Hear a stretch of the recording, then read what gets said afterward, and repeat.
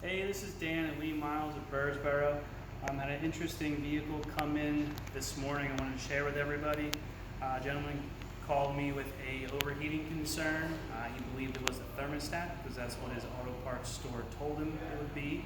I advised him to come down so we could take a closer look at it just to make sure we weren't replacing something that didn't need to be replaced. And lo and behold, when the gentleman came in and we had a chance to do a courtesy vehicle inspection, once we got a good look at the vehicle, you could see by the video that the top of the radiator was split and coolant was just bubbling out of it. So we made the appropriate repairs. We put in a brand new radiator. Now, due to the overheating, we did replace the thermostat as a precautionary measure. We also replaced the coolant and the transmission fluid because these are notorious for possible intermix, and we wanted to make sure that his transmission was safe and all kept up maintenance-wise. And all in all, it all worked out great.